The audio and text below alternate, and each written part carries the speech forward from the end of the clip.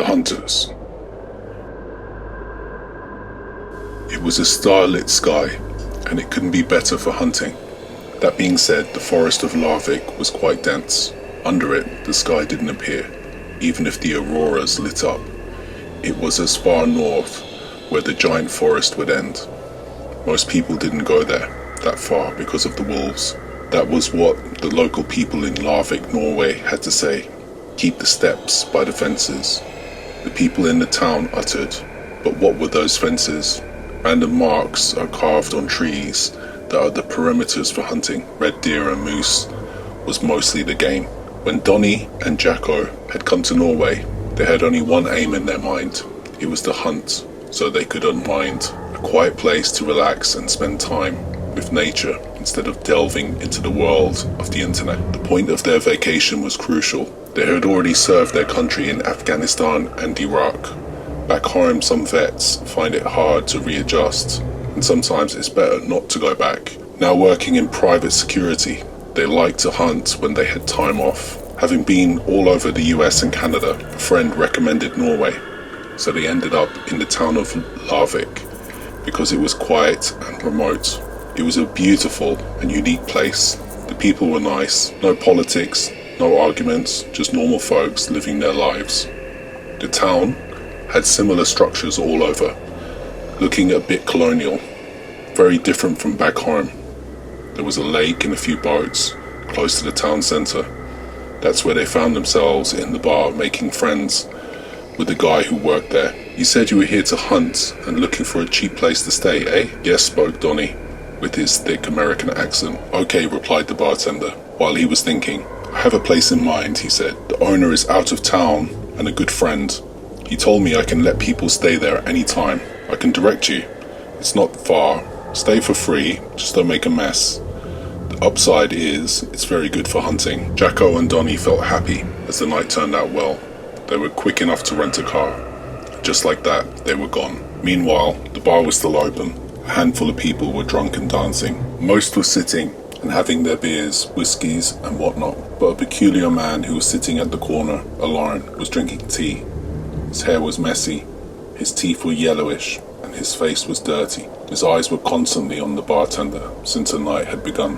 When the bartender looked at him, the man smiled. The next moment, he was gone too. Bartender tried to remember where he had recognized this unsavory character from. "Can't believe this place is really small," said Jaco. He was scratching his hair, thinking how cold it would get.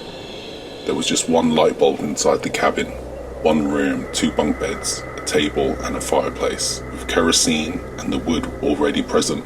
Donny was engulfing the flames to start a fire. Both of their silhouettes could be seen outside the cabin that was in the middle of the forest.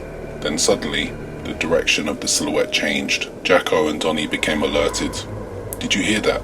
spoke Jaco, while his eyes were on the shotguns that were resting, taking the support of the windowsill. "I don't hear anything," replied Donny. "Just be casual and pretend to do what you're doing," he said. He moved slowly and placed his hand on the shotgun. While his back was turned towards the window, his eyes were on the door.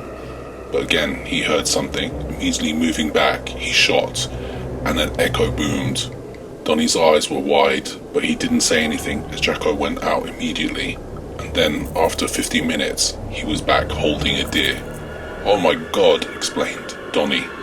"We finally have something to eat." As both were skinning the deer, suddenly the door knocked. Again, both became alert, and Donny opened the door. A man ahead of him smiled with his yellowish teeth.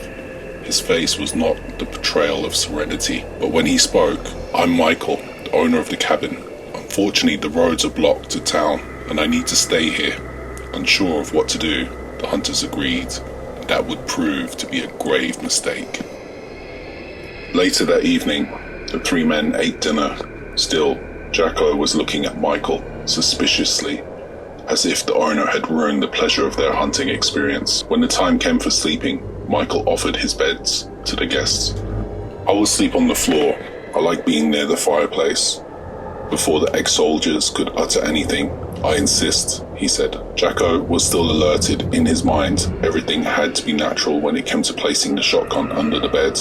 Before sleeping, he saw that Michael had already started to snore. Meanwhile, Donny was comfortable around the owner, But things turned a bit strange when Jaco's eyes had opened in the middle of the night, technically morning, when he saw Michael near him, slowly putting his hands under the bed, looking for the gun. Gentle creak of the wooden floor made Jaco immediately get up and push Michael.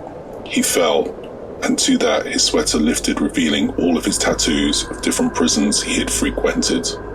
Jaco then put his knee on his stomach and grabbed him by the neck. "Who are you?" he spoke. "I'm Michael, the owner." "Don't lie to me," he said. "I will choke you." "Yes, you're right. I'm not the owner. I'm just hungry." "Do as I say," shouted Jaco. "Get up now and get out. If I see you near this cabin again, I will kill you." Michael nodded his head and did what Jaco said. When he went outside, it was very cold, but Michael's footsteps were swift. He was angry as he walked into the cold, but he decided to hide in the outhouse.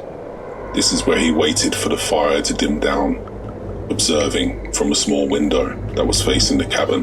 One thing that Jaco and Donny didn't know about Michael was before sleeping near the fireplace, his eyes had already spotted a small axe beside the mantel.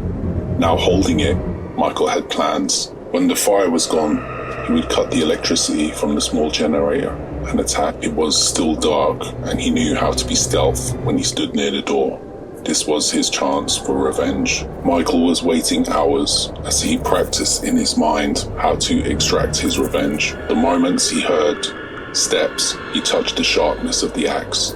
The second Jaco opened the door and came out to collect wood, Michael gutted him, then ran inside the cabin, took out the shotgun and blew a hole in Danny's head, whose slumber had got the best of him. Jaco lay on the ground screaming in pain as he bled out, deeply breathing in and grinning. Finally, while covered with blood-soaked clothes, Michael glanced at the deer, again lighting up the fire. He cooked the meat and ate in peace, until sometime later he heard vehicles approaching. His hunting eyes immediately spotted the sheriff's lights.